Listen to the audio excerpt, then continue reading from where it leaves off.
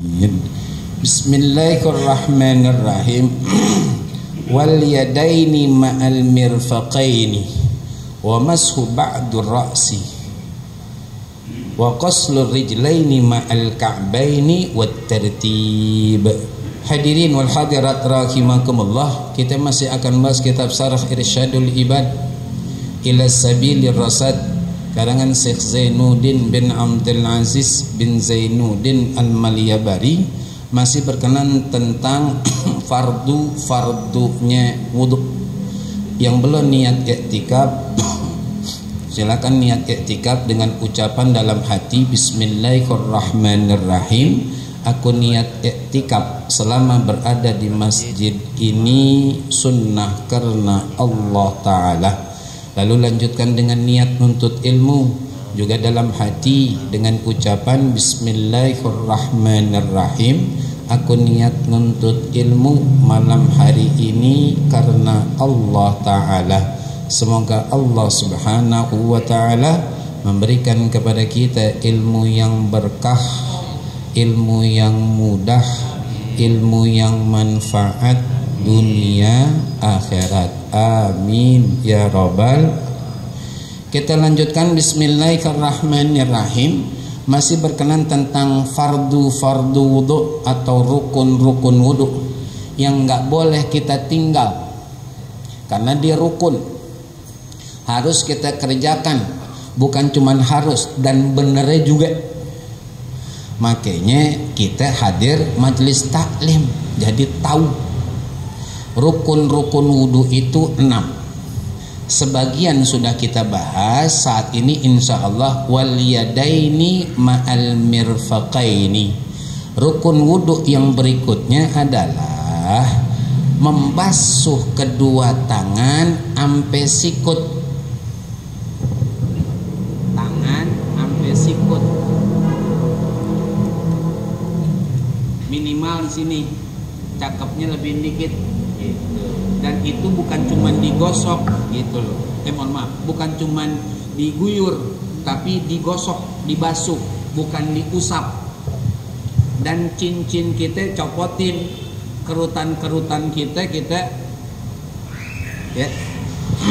Jadi insya Allah basuhan tangan kita sempurna sesuai dengan tuntunan baginda Nabi besar Muhammad.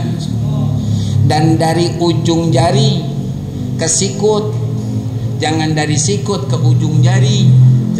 Karena bahasa Al-Qur'annya demikian. Ya. Wa mashu ba'dar ra'si, kemudian membasuh, mengusap sebagian kepala. Sebagian kepala, mau di bagian mana aja dah. Yang penting kepala insya Allah sah dan insya Allah benar. Itu rukun. Wa ghuslul rijlaini ma'al ka'bain, kemudian membasuh dua kaki sampai mata kaki, lebihin dikit supaya basuhannya pasti sempurna.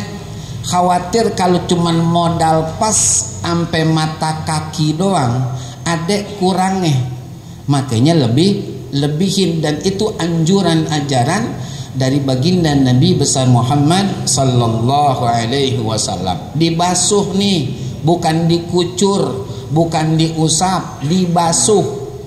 Beda ya, basuh, usap, beda gitu. Jadi untuk kaki dengan tangan juga wajah itu bahasanya basuh. Tapi kalau untuk kepala usap. Beda saudara, jangan disamain. Karena khawatir jadi nggak sempurna cara wudhu kita untuk ibadah sholat kita pasti. Kalau wudhunya nggak sempurna, terhitung kurang atau tidak sah, otomatis sholatnya pun. Karena di antara syarat sahnya sholat adalah bersuci alias wudhu. Kalau wudhunya nggak sempurna, otomatis pengaruh sama sholat yang akan kita dirikan. Wat tartib, berurutan. Beda ame mualat. Kalau tartib itu berurutan dari nomor 1 ke nomor 2, nomor 3, nomor 4, nomor 5. Itu namanya tartib. Jangan 1, 2, 4, 3, nggak berurut. Walaupun semuanya kita kerjain, tetap nggak sah karena nggak tertib. Kalau mualat itu berkesinambungan dari 1 ke 2 ke 3 ke 4 ke 5, jangan dijedah atau disela oleh satu kerjaan. Kalau disela namanya nggak mualat, nggak berkesinambungan. Kudunya berkesinambungan. Contoh secara praktek, sholat jamak takdim dengan jamak takhir beda, saudara. Jamak takdim itu adalah mendirikan sholat zuhur di waktunya dan menarik waktu sholat asar ke waktu zuhur. Prakteknya adalah sholat zuhur dulu, setelah itu langsung nyambung qomat sholat asar. Ya, sedangkan jamak takhir adalah sholat asar di waktunya, zuhur belum, tapi kita udah niat sebelumnya supaya nggak jadi dosa. Nah, ketika kita melaksanakan mendirikan sholat jamak takhir asar di waktunya, zuhur yang belum tapi kita udah niat insya Allah nggak dosa, kita bawa ke waktu asar. Terserah, mau asar dulu boleh, mau zuhur dulu boleh. Taruh asar dulu, emang dia waktunya. Selesai salam yang kedua, masih boleh saya nih berbincang sama Ustadz Zarkasi, masih boleh disela. Tuh kalau jamak takhir. Tuh bedanya begitu sebagai satu contoh. Mualat sama enggak mualat. Kita lanjutkan. Ya, jadi lengkap insya Allah rukun wudhu. Dari niat berbarengan dengan basuh wajah, niat berbarengan basuh wajah, terus tangan, terus kepala, terus kaki, kemudian tertib. 6 semuanya. Ya, itu harus, nggak boleh enggak. Kita lanjutkan. Far'un, cabang. Law sakka fi tadkhiri udwin qabla al-faraghi min al-wudu' tahharahu wa ma ba'dahu au ba'dal faragh lam yu'thar. Dikatakan di sini bahwasanya kalau kita umat Islam, laki perempuan lagi berwudu, mau wudu buat sholat kah itu khususnya, atau mau baca Quran, atau mau hadir majelis taklim, atau mau tidur, atau mau bepergian, kan gitu. Ya, nah ketika kita lagi wudu kita lupa dari anggota wudu yang kita basuh. Contoh, niat ame wajah bebarengan, kemudian tangan, entah pikiran lagi ngapeh gitu, langsung basuh kaki. Selesai basuh kaki kanan, astagfirullahalazim, pale belum, langsung kaki dari tangan balik ke pale, tuh balik kepala, baru lanjutin ke kaki kanan, kemudian kaki kiri. Itu ajarannya begitu. Jadi jangan udah lupa, enggak. Karena kita masih dalam keadaan wudu, harus balik kepada yang kita lupa. Jangan dari awal, yang kita lupa aja. Kita lupa basuh wajah nih, mohon maaf, mengusap kepala, maka dari ngusap kepala kita ngulangin deh.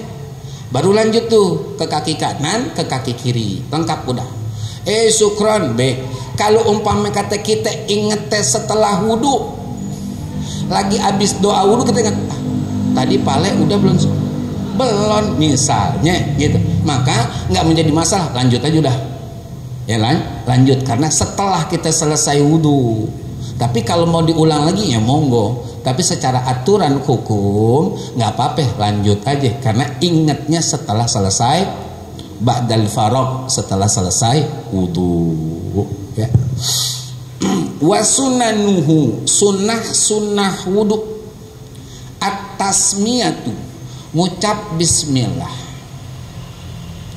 Ini kadang-kadang khawatirnya masih ada umat Islam nganggap sepele ucapan bismillah. Khawatirnya, kok khawatir? Iya, sampai bisa kita timbang-timbang orang kalau mau makan atau melakukan perbuatan baik jarang baca bismillah. Kalau ditimbang-timbang nih, yang baca sama yang kagak baca, banyak kan gak bacanya ketimbang yang bacanya. Maka perlu kita kenal nih atasmiyatu, ngucap bismillah. Kata baginda Rasul sallallahu alaihi wasallam, "Ma min abdin yaqulu bismillahirrahmanirrahim."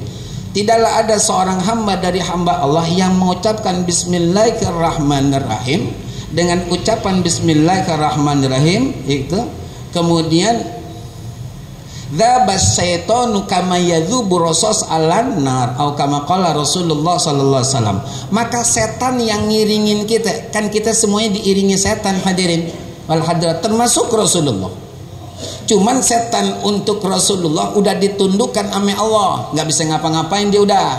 Tapi untuk kita orang awam masih ada setannya. Maka kata Rasulullah dalam kitab Tanqih Qaulil Hasis fi Sarhi Lubabil Hadis tentang fadilah bismillah, beliau mengatakan tidaklah ada seorang hamba dari hamba Allah mengucapkan bismillah, maka setan yang ngiringi dia akan lumer sebagaimana lumernya satu peluru kena panasnya api. Lumer dia dengan bismillah.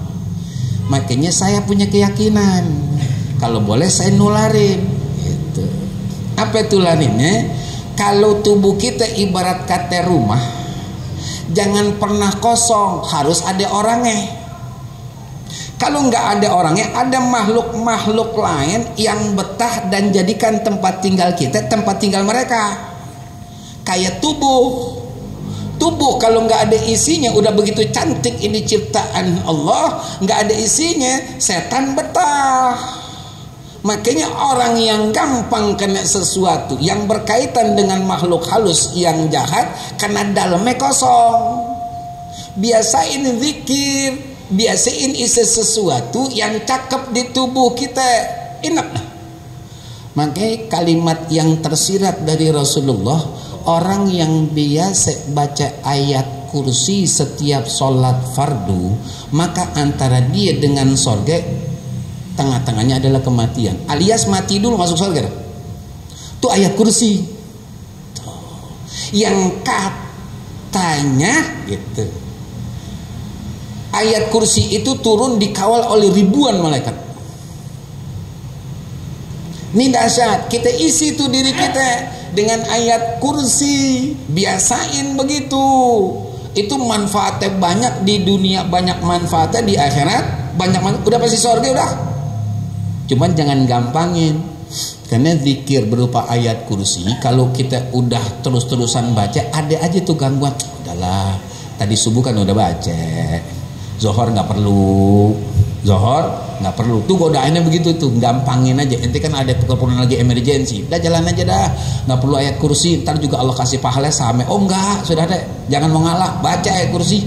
Tuh kita isi. Lari ke kalimat Bismillahirrahmanirrahim. Kata Sayyidina Abdullah bin Mas'ud radhiyallahu anhu, sahibu sir baginda Rasul sallallahu alaihi wasallam, barang siapa dari kita manusia ingin Allah bebaskan dari siksa malaikat Zabaniyah.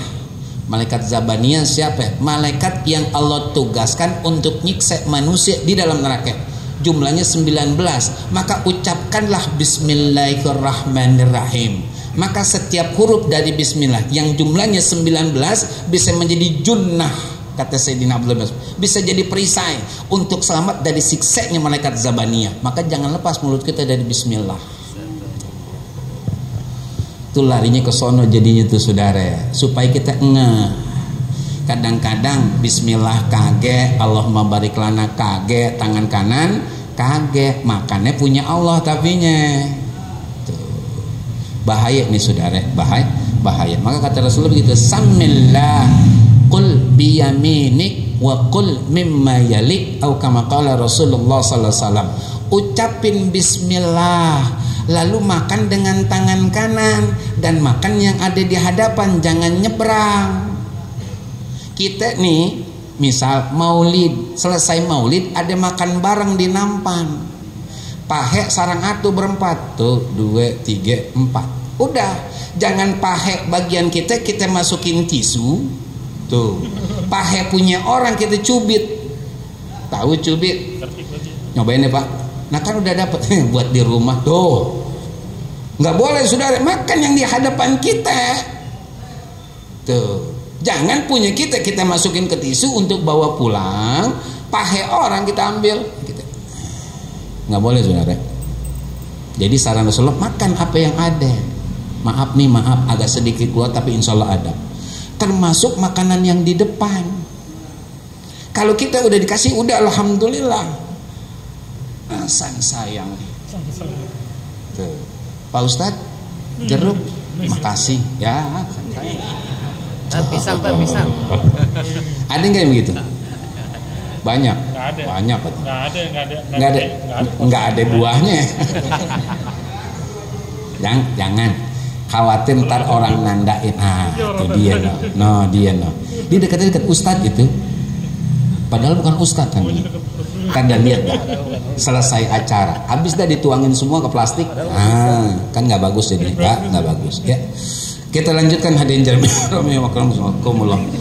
Jadi sunnah wudu yang pertama at-tasmiyatu, mengucap bismillah.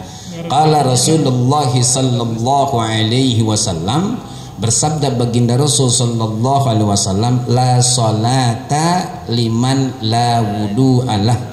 Tidak ada salat bagi orang yang nggak punya wudu, alias salatnya udah nggak dianggap sama Allah karena dia nggak punya wudu.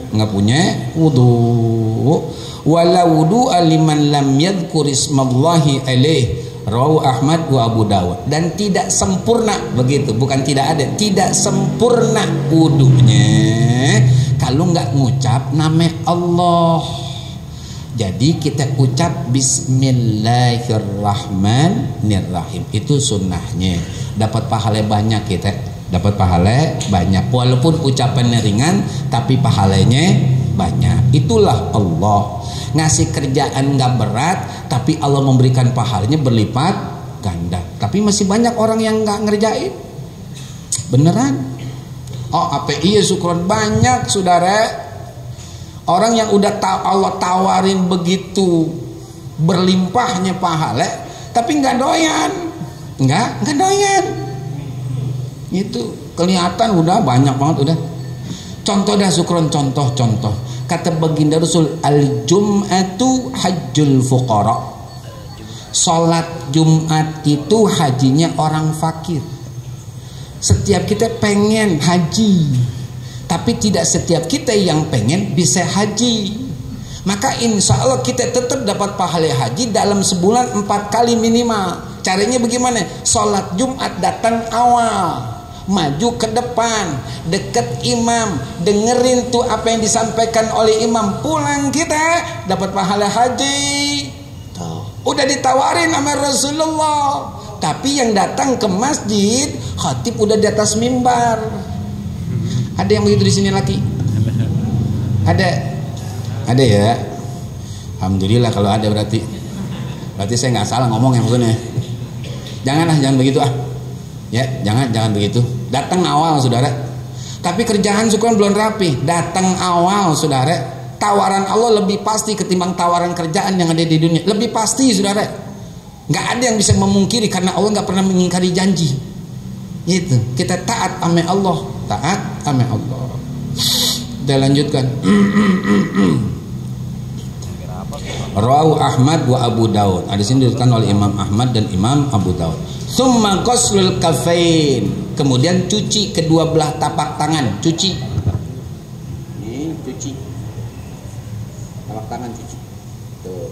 Tujuannya apa? Pertama untuk melaksanakan kesunahan, yang kedua insya Allah kalau airnya terbatas, apa yang jatuh dari tetesan tangan kita yang kita niatin jadi migropa, jadi gayung, nggak jadi mustakmal, nggak jadi bekas airnya. Ya, cuci tangan kita. Jangan langsung aja, cuci dulu, ambil sunnahnya. Tapi kan yang penting rukunnya syukran benar. Yang penting rukunnya, nggak salah itu. Tapi tolong jangan tinggalkan yang sunnah. Saya ingatkan kembali ucapan daripada Muallim Kiai Haji Muhammad Safi Hazami Allahyarham rahmatal abrar kepada Ustadz Yusuf Mansur. Ketika beliau silaturahim ke Muallim, datang sekitar 1:30-an. Kemudian ketemu sama Muallim, ditanya, Ustadz Yusuf, ya Muallim, udah sholat? Udah. Kapan? Barusan 1:30. Pantas, kata Muallim, ente punya masalah nggak kelar-kelar, bertumpuk 1:30 ente sholat zuhur. Tuh nasihat singkat dari mu'alim tapi ngenek dan antem. 1:30 kan masih boleh, syukur masih boleh. Yang bilang nggak boleh apa? Cuman Allah panggil kan dari jam 12 kurang. Coba kalau mati sebelum ente 1:30, dosa ya gak? Dosa. Orang itu nggak ngapain-ngapain bisa sholat, ngapa jadi 1:30 ente ulur-ulur. Tuh kata mu'alim gitu, pantas. Ente sholat 1:30 kalau punya masalah nggak kelar-kelar, banyak masalah pantas. Ditanya lagi mau mu'alim, sholat zuhur berapa ya Ustaz Yusuf? 4 rakaat mu'alim. Iya. Enggak mu'alim. Sholat zuhur emang 4 rakaat, tapi kalau murni cuman sholat zuhur doang 4 rakaat, ente diem aja di situ nggak terbang. Emang ngapain? Nggak punya sayap? Kan ada qobliyah, ada badiyah. Qobliyah ada yang 4 rakaat, ada yang 2 rakaat untuk zuhur nih. Kalau 4 rakaat jatuhnya jadi 12 rakaat untuk sholat sunnah rawatib, sholat sunnah yang mengiringi sholat wajib. Dijanjikan oleh Allah lewat hadis Rasulullah, siapapun dari kita umat Islam yang menjaga 12 rakaat sholat sunnah rawatib sampai dia meninggal lillah di ngerjainnya, Allah akan bangunkan buat dia satu rumah di surga besok. 12 rakaat saudara. Hitungannya bagaimana Sukron? Sebelum subuh 2 rakaat sholat sunnah fajar, 4 rakaat sebelum zuhur, 2 rakaat setelah zuhur, 2 rakaat setelah maghrib, 2 rakaat setelah 12 semuanya. Hitung dah, benar gak? 2, 4, 6 tambah 2 8 tambah 2 ba'diyah maghrib 10, tambah lagi 2 ba'diyah isya 12. Kalau hitungnya ke 12 tuh. Tapi kuat juga dalil yang qobliyah zuhur itu 2 rakaat. Jadi tinggal kita pilih, jangan sampai kita nggak kerjain, istilahnya begitu. Salat sunnah, ya. Jadi sunnah itu jangan dianggap sepele, karena dalam kitab Al-Wafi fi Syarhil Arba'in An-Nawawiyah karangan Syekh Dr. Mustafa Dib Al-Bugha dan Muhyiddin Mistu, judulnya Nailu Mahabbatillah, ya kan, mohon maaf, wasailu mahabbatillah, sarana-sarana untuk dapat cinta Allah dan untuk mendapatkan keridhaan Allah. Itu dikatakan kata Allah dalam hadis qudsi, siapa yang memerangi kekasihku, aku akan perangi dia. Dan tidaklah ada seorang hamba dari hambaku yang dia mengerjakan yang wajib, ya kan, sehingga aku mencintainya. Artinya yang wajib dulu nih kerjain, kemudian dia berupaya lagi untuk mendekatkan diri kepadaku, kata Allah, dengan nawafil, kerjaan sunnah, sampai aku cintai. Kalau udah sempurna yang wajib ditambah yang sunnah, maka kata Allah dalam hadis qudsi, aku akan menjadi matanya, aku akan menjadi telinganya, aku akan menjadi tangannya, aku akan menjadi kakinya. Alias apa yang dilihat nggak ada yang haram udah. Emang apa? Allah udah bersatu dengan pandangannya. Tuh, ngelihat perempuan nunduk. Itu namanya cinta Allah udah menyatu dalam dirinya. Ini enggak sih, sholat jamaah, majlis talim, iya, perempuan lewat di sang sayang nih, coba itu. Ya, jangan kedip katanya, kalau kedip jadi 2 kali udah gini aja terus kan main ya. Itu hadirin jamaah rahimakumullah. Jadi mencuci tangan termasuk sunnah, tapi jangan dianggap sepele, karena ini sangat berarti buat kita. Summa siwak bi kulli khasnin illa lisaimin ba'da zawal. Bersiwak ya dengan sesuatu yang kasar. Makanya orang yang biasa bersiwak hadirin kemudian dilupa bersiwak, lupa bawa siwak. Cuman diingat ketika mau takbiratul ihram, boleh pakai ujung baju untuk tidak meninggalkan sunnah siwak. Keuntungan apa Sukron siwak? Siwak itu keuntungannya adalah dicintai oleh Allah, disayang oleh malaikat, dibenci sama setan, mudah untuk menghafal, ngeluarkan kotoran di mulut yang berbentuk sama yang gak berbentuk. Yang berbentuk yang sisa-sisa kayak biji cabai, yang gak berbentuk dosa jahatnya mulut kita sama manusia. Tuh keutamaan bersiwak. Makanya maafin nih kalau saya memang jarang bersiwak dengan kayu, tapi ketika setiap sikat gigi berwudu saya niatin bersiwak. Jadi mudah-mudahan saya berharap tetap Allah terima niatan siwak saya gitu, ya. Untuk orang yang tidak, mohon maaf, kecuali untuk orang yang puasa setelah zawal tergelincirnya matahari. Maka kalau kita lagi puasa khususnya Ramadan, ya, upayakan sikat giginya habis sahur. Langsung, jangan ngerokok dulu. Bang, ngapa? Udah mau azan bang, cepetan. Iya, taruh tanggung.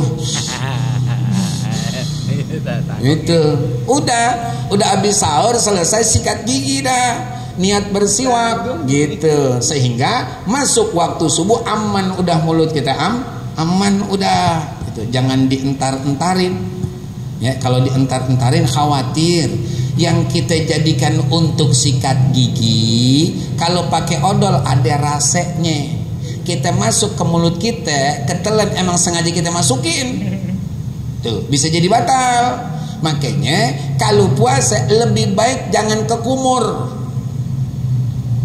gitu. Untuk apa? Supaya aman mulut kita dari masuknya air.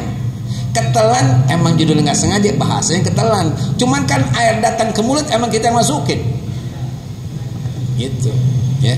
Jangan. Jadi kata bersiwak di sini bikulli khasnin illa lisaimin ba'da zawal. Dianjurkan untuk bersiwak dengan sesuatu yang kasar kecuali bagi orang yang puasa setelah tergelincirnya matahari ya. Jangan ya. Qala Rasulullah sallallahu alaihi wasallam laula an asyqa ala ummati la amartuhum bisiwaki ma'a kulli wudu'in. Kalaulah, kata baginda Rasul, tidak memberatkan atas umatku, niscaya akan aku perintahkan mereka alias umat Islam untuk bersiwak setiap berwudu. Karena khawatir memberatkan, tidak diperintahkan oleh Rasulullah, cuman dianjurkan ya. Makanya hadirin, ya perlu juga untuk kita pahami, siwak itu kan dianjurkan bagi orang yang biasa alias lagi nggak puasa atau orang yang puasa sebelum zawal, untuk supaya nih aroma mulut kita dan keadaannya bersih. Cuman ada satu hadis yang mengatakan la khalufu famis shaimi atyabu min rihil misik. Aroma mulut orang yang lagi puasa itu di sisi Allah lebih wangi ketimbang minyak misik gitu. Emang kenapa? Kan kalau kita bau, jangan dilihat zokirnya, dilihat makna yang disampaikan oleh Rasulullah. Beliau memang bau nih mulutnya, tapi baunya itu menurut Allah lebih wangi. Emang apa? Karena baunya tersebut menahan makanan yang halal ketika lagi nggak puasa. Tapi ketika lagi puasa, walaupun halal jadi haram, ditahan tuh, ditaat sama Allah. Buahnya mulutnya bau, tapi Allah suka, dia lebih wangi tuh. Kita lihat lagi sebaliknya, ada mulutnya bersih, wangi dah, tapi menurut agama bau, bahkan bahaya. Siapa mulut siapa? Mulut orang yang senantiasa sikat gigi, jaga kebersihan, tapi nggak pernah jaga apa yang keluar itu adalah yang baik. Dia selalu nyakitin orang. Makanya ketika Rasulullah ditanya sama seorang sahabat, ya Rasulullah, iya, apa amalan yang paling banyak menyebabkan orang besok masuk surga? Jawaban Rasulullah, taqwallah wa husnul khuluq. Banyaknya orang besok masuk surga adalah karena sebab takwa dan akhlak yang baik. Lalu sahabat ini nyari tahu lagi, ya Rasulullah, iya, apa yang menyebabkan banyak orang besok masuk neraka di akhirat? Kata Rasulullah, al-fammu wal farju, mulut dan kemaluan. Mulut sama kita punya, bersih boleh jadi, tapi kalau keluar maaf kalau kurang sopan, air comberan, walau bentuk tubuh kita cakep tetap jelek. Makanya jaga mulut, jangan asal ucap. Yang penting kita senang, orang bagaimana, nggak boleh jahat sama itu mulut. Itu nggak boleh kita. Percuma ibadah kita saudara, asli percuma. Mendingan sah ibadah kalau gitu. Nah, mulutnya jahat. Gitu. Makanya Sayyidina Ali karramallahu wajhah menafsirkan ayat zaharul fasadu fil barri wal bahri bima kasabat aydin nas liyudhiqakum ba'dalladzi amilu la'allahum yarji'un. Telah nampak, kata Allah, kerusakan di permukaan alias daratan dan di lautan akibat jahatnya manusia. Lalu Allah berikan mereka ujian musibah agar mereka kembali lagi kepada Allah Subhanahu wa taala. Kata Sayyidina Ali, al-barru maksudnya adalah al-lisan, wal bahru maksudnya adalah hati. Artinya kerusakan yang ada di atas permukaan bumi ini, al-barru itu daratan, namanya lisan. Sedangkan kerusakan yang di laut namanya qalbu, hati. Fa idza fasadal lisanu bakat alaihi nufus wa idza fasadal qalbu bakat alaihi malaikah. Kata Sayyidina Ali, kalau mulut nggak bisa dijaga, maka banyak manusia yang nangis gara-gara dia. Laki ngatain bini misalnya. Kalau saya sih cari contoh yang dekat-dekat aja, maaf ya, tapi kalau kurang sopan lah, bini kagak ngerti ya, orang nyari duit capek, masak asin sama masak tuh, maaf ya, jahat tuh laki mulutnya, jahat. Oh kok jahat tuh kan? Jahat. Bini udah usaha masakin buat kita lakinya, hormatin nape, makan aja pore-pore enak, kan nggak dosa. Tanya dah bini, pengenan diomelin apa pengenan laki bohong? Mau kata bohong, ada lakinya. Mendingan laki bohong, enak bang. Jangan kita buang-buang duit, neng, ngerti nggak? Sekarang susah nyari duit. Kalau nggak bisa masak, usah masak, beli aja mendingan. Bagaimana jadi mubazir, nggak ada makan? Dia udah usaha untuk masakan kita lakinya sesuai dengan ilmu masak yang dimiliki. Kan nggak salah kita kasih jempol, kita puji, makasih banyak Neng, enak banget masakan Neng. Boleh. Daripada keluar kata-kata yang jadi sakit bini kita. Neng nggak masak, Neng. Mau ngapain masak bang? Abang kagak makan juga, rasang sayang tuh. Nggak boleh juga bini kasar sama laki. Kan begitu. Lakinya ada diomelin, lakinya nggak ada dia khianat. Udah pulang bang, udah banyak duit dapat ini yang gocap bang, saat kerja bang, mendingan jalan lagi bang. Bukan mah, itu juga nakal juga betul mulut istri kalau begitu. Kan nyari duit nggak gampang bu, di luaran berebutan sama sekian ribu manusia tuh rezeki Allah. Dapat gocap aja bersyukur. Ini kagak nerimain, ya bang segini doang, ambil itu bang. Dia tidur gubrak ke pintu. Ini kalau dia nggak minta maaf sama lakinya, neraka tuh bini. Emang apa? Lakinya udah capek nyari duit. Emang dinilai dengan ucapannya yang nggak menghormati dan menghargai usaha suaminya. Nggak boleh bu begitu. Ini jaga mulut. Ya jaga mulut, bahaya soalnya. Kita lanjutkan. Jadi lebih baik judulnya bau tapi wangi menurut Allah karena taat perintah Allah, ketimbang wangi tapi melanggar aturan.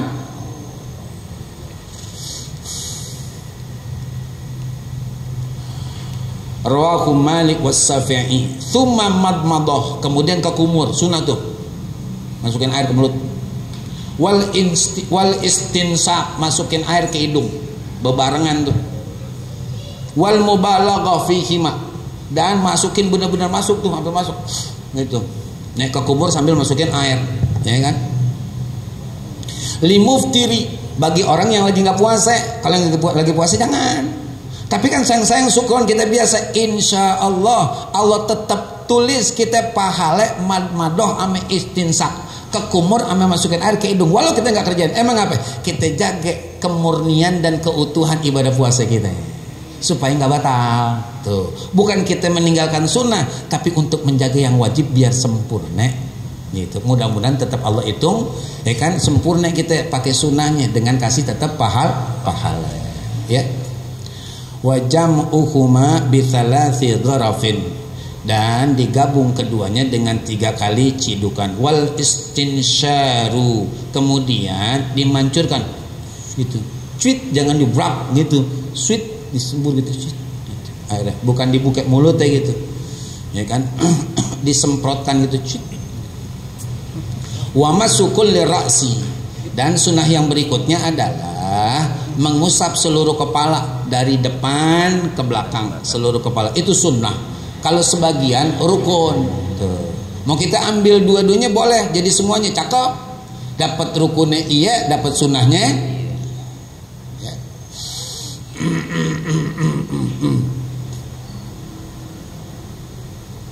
Wal udhunaini zakiran wa batinan.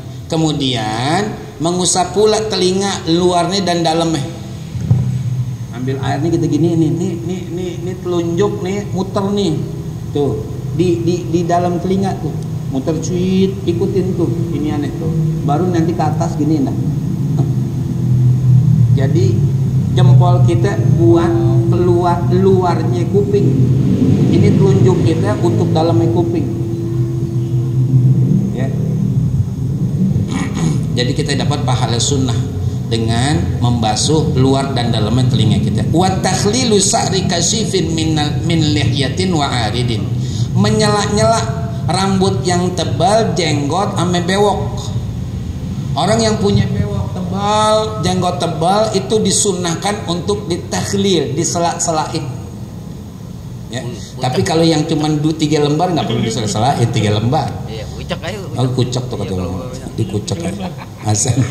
Wa asabi'il yadaini bitasbik. Dan jari-jari tangan bitasbik. Kalau untuk wudu disunahkan, tapi kalau judul kita lagi diam nggak boleh tasbih nih. Ya, kita lagi diam ini nggak boleh tasbih. Ya, nggak boleh. Tapi kalau untuk wudu emang tasbih supaya rata semuanya dapat. Rata semuanya dapat. Warijlaini min asfali bi khinsari yadihil yusra. Kemudian membasuh dua kakinya dari bawah dengan jari kelingking yang kiri. Ini tapak kaki nih, izin dikit nih. Yang kanan kita mau basuh jangan dari atas, dari bawah, tapi gunakan kelingking untuk nyela-nyelain. Gitu, dari bawah. Kalau yang dibasuh kaki kanan, yang bergerak kelingking kiri, disela-selain. Kalau kaki kiri di atas ngambilnya, jangan dari bawah. Itu sunnahnya. Demikian hadirin wal hadirat rahimakumullah. Qala Rasulullah sallallahu alaihi wasallam atani Jibrilu faqala idza tawadda'ta fakhallil lihyataka. Telah mendatangiku malaikat Jibril kata baginda Rasul, lalu beliau berkata idza tawadda'ta, jika engkau wahai Muhammad berwudu fakhallil lihyataka, maka sela-selain nih jenggot kamu yang tebal, sela-selain. Itu perintah dari Allah lewat malaikat Jibril untuk baginda Nabi besar Muhammad sallallahu alaihi wasallam. Ada saya. Ada maklumat. Ada. Baik hadirin jamaah rahimakumullah, sebelum kita doa ada maklumat dari Ustaz Haji Ahmad Zarkasi. Fadhil. Subhanallah. Jazakumullah khairan jazaa, jazakumullah khairan jazaa. Kami ucapkan terima kasih pada guru kita Kiai Haji Syukran Muhammad bin Abi Kiai Haji Muhammad yang telah menyampaikan ilmunya dan kajiannya, insyaallah menjadi ilmu yang manfaat dunia dan akhirat. Amin. Sebelum kita tutup dengan baca doa, ada beberapa maklumat. Yang pertama, kita bacakan nanti, kita baca surah Fatihah terkhusus untuk istri Pak Parwanto, yaitu almarhumah Ibu Qatmi binti Suwandi yang Senin kemarin tanggal 27 Oktober 2005 pagi telah dipanggil oleh Allah Subhanahu wa taala. Semoga almarhumah senantiasa diberikan cepat yang mulia, diampuni segala kesalahannya dan diberikan segala kebaikannya. Amin Allahumma amin. Kemudian yang kedua, kita mohon Bapak TH juga banyak dari jamaah kita dan keluarganya yang sedang sehat, kurang sehat atau sedang tiba musibah penyakit, diantaranya Ibu Hajah Nina Turwinah binti Haji Abbas Surya Diningrat, istri dari Bapak Haji Endang Abdul Khalik. Kemudian Andanda Ratifa Nasya Al-Mahira binti Maroni Ali yang dalam proses penyembuhan selepas dirawat di rumah sakit.